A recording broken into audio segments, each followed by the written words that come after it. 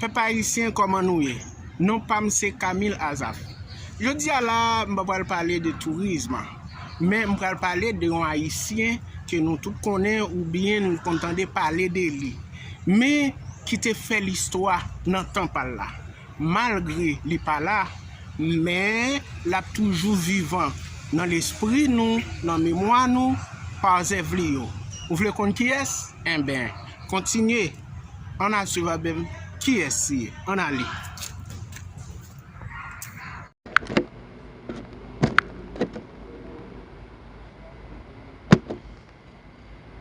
Amis qui suivent cette vidéo sur la chaîne Camille Azaf, bonjour ou bonsoir selon l'endroit où vous regardez cette vidéo. Aujourd'hui, nous allons parler d'une personne dont on a beaucoup parlé, mais dont on ignore presque tout de son identité et de son parcours. Il s'agit de Nemours Jean-Baptiste. Né à Port-au-Prince le 2 février 1914, Nemours Jean-Baptiste a connu une enfance difficile. Il n'a fréquenté que les 3 premières années de l'école primaire Jean-Marie Guillou, alors surnommé le théâtre. Musicien, il a débuté sa carrière comme guitariste au sein du trio Anilus Cadet, qui animait régulièrement des émissions sur Radio HH2S. C'est le chef d'orchestre de l'orchestre Panorama d'Écailles, Destinoble Barato, qui lui a fait découvrir le saxophone lors d'un séjour à Hockey, où Nemours, avec son banjo pour seul instrument, était venu chercher de quoi vivre. Plus tard, il intègre l'école SICO où il se perfectionne au saxophone. En 1958, 3 ans après la création du compas, il rebaptise son groupe l'ensemble aux Calebasses, qui devient ensemble compas direct. Puis ensemble Nemours Jean-Baptiste. Le nouvel ensemble connaît rapidement un vif succès et se retrouve au cœur d'une controverse avec Jazz des Jeunes. En 1961, la coqueluche de Port-au-Prince, comme on l'appelait affectueusement, anime des soirées au Palladium Tahiti. C'est également cette année-là qu'apparaît à Port-au-Prince un nouveau groupe musical, l'ensemble Weber-Sico. Avec son rythme de cadence rampa, après le départ de Sico de l'ensemble Nemours, groupe avec lequel il avait créé ce rythme, aujourd'hui vieux de plus de 50 ans. En 1962, la participation remarquable de la cadence rampa aux festivités du carnaval la rend très populaire et insuffle un nouvel élan au carnaval haïtien. La situation prit une telle tournure que, l'année suivante, l'ensemble Nemours Jean-Baptiste décida de suivre la même voie. Simultanément, une longue période de controverse s'engagea entre les deux groupes, atteignant son paroxysme le 8 avril 1964 lors d'un match mêlant musique et football, sous la direction de Raoul Guillaume. La controverse prit fin au moment où le mini-jazz déferlait, et les deux super ensembles disparurent de la scène musicale, partis pour les États-Unis.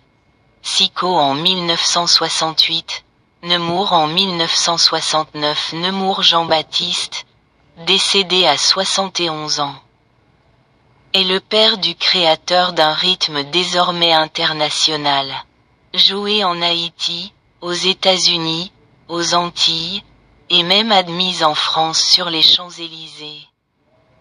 La compa connut une consécration extraordinaire. La génération des plus de 55 ans n'oubliera jamais la musique entraînante de l'ensemble Nemours Jean-Baptiste, ni toutes ses magnifiques compositions, trop nombreuses pour être citées ici.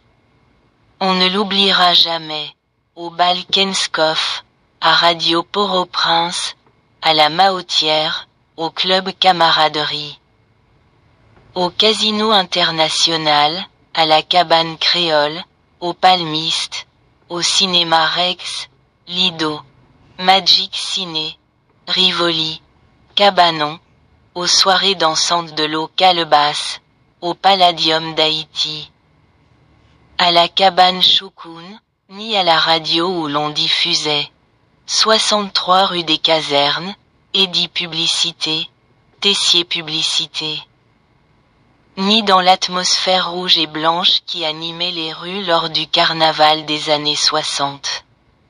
Le maestro Nemours Jean-Baptiste est mort dans la tristesse et le chagrin. Aveuglé, il a vécu les dernières années de sa vie dans l'obscurité.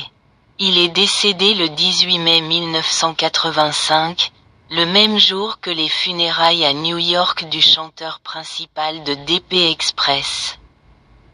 Antoine Rossini Jean-Baptiste, Timano, une autre légende de la musique, décédé le 13 mai à l'hôpital universitaire d'Haïti.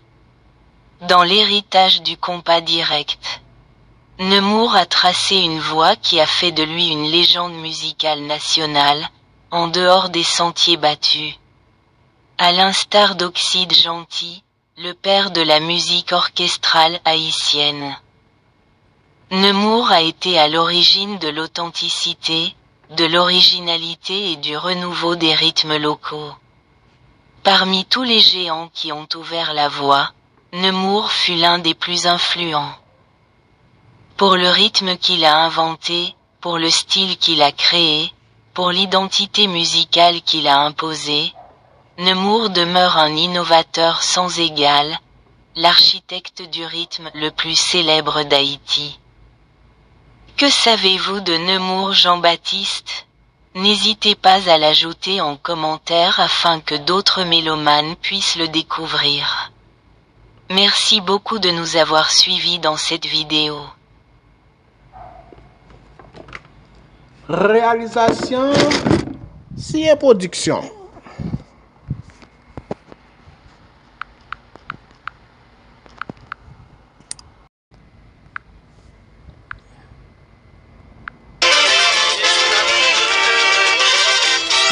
Okay.